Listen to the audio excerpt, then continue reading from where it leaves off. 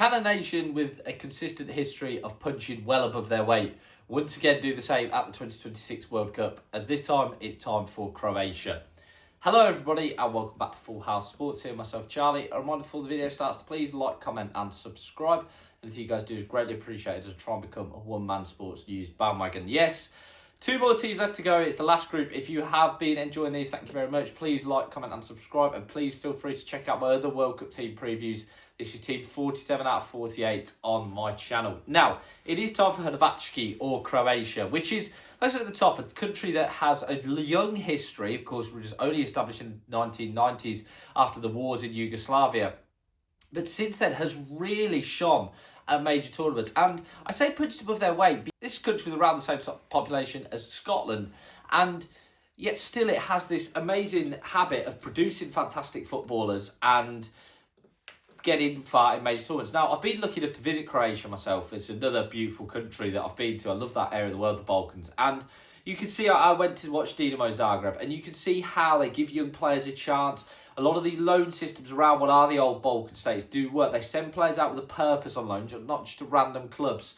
And its sense of development there is fantastic. You know, when you go back to even 1998, when they were an outstanding side who got to the finals with Davor Suker playing front, an absolutely outstanding footballer on his day. Then you go to the mid-2000s, and really, I guess that's where it begins, because that team for the mid-2000s is still coming strong. I mean, I say mid-2000s, but certainly from the late 2000s to now, there's still elements of that team going. Of course, Luka Modric, Ivan Perisic are two real sort of standouts who are still going strong. When you go to 2018, of course, they reached the final, breaking English hearts in the semis and losing to France in that final. And many thought it was a flash in the pan and a fluke. Savic and Rakitic and Mandzukic and Modric, Vida at the back, Lovren. Everyone thought it was a flash in the pan. And then 2022, they knocked Brazil out in the quarterfinals and they get to the semis again and finish third. And once again, you're left going, how is this country so good at tournament football?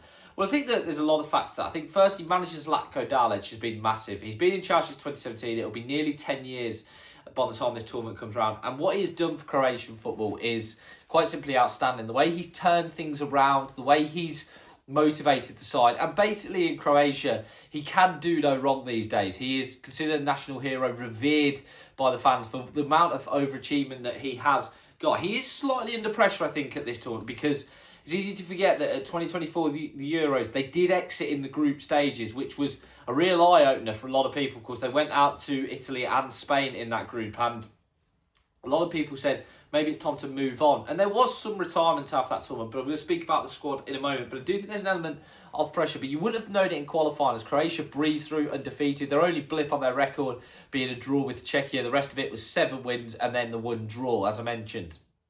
Now, like he talked about, everyone in Croatia, it's a bit of a joke, I think, that there's going to be Luka Modric playing, and he is going to be playing in the midfield. He's so key. The former Ballon d'Or winner, who now plays his trade at AC Milan after leaving Real Madrid, has still shown this year in Serie A he's more than capable of providing the quality that's needed. On the other side of Milan, Petar Sucic is a player that I think should start in the midfield, but I don't necessarily know if they will. I think he's a player that is another outstanding midfielder, has been playing for Inter Milan, and also Bacharina has had a great season at Como. They are going to be hoping to come into a midfield and hopefully energise what is an older midfield, with obviously Mateo Kovacic also playing there. I think there's also a little bit of as to who's going to play up front, with Ante Budimir and Andre Kramaric playing their trade there. That will be interesting to see if they play. At the back, one player that I'm really looking forward to playing is Luka Vuskovic, who Spurs fans will all tell you about. He's a fantastic young player. He's been on loan at Hamburg from Tottenham, the 19-year-old.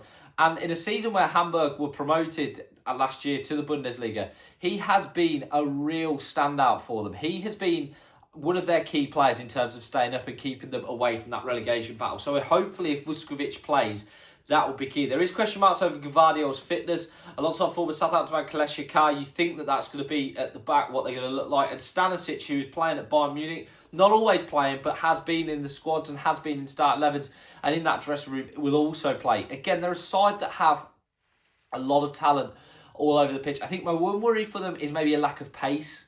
Perisic does still plays at PSV these days in the Netherlands. I was lucky enough to watch him actually earlier this year. He's going to be a player that I think they're going to need. And also, as well, Pasalic looks like he'll start on the other side of the 4-2-3-1. I do think Pasalic is a number 10 that's being made to play out on the right, and I think Perisic at the age of nearly 40, he is lacking pace, but he does have a high quality delivery. But that will be key for the Croatians, is getting high possession and then hopefully being able to give him the ball in those wide areas where he can potentially hurt teams. In a group with Ghana, Panama and England, it will be very interesting to see how they fare and what they can do. But I'm very intrigued to see how this Croatia side get on, because it's a nice mix now between experience and youth, and I'm very excited about seeing how they do. As always, guys, please like, comment and subscribe. Anything you guys do is greatly appreciated as I try and become a one-man sports news bandwagon. As always, have a great day.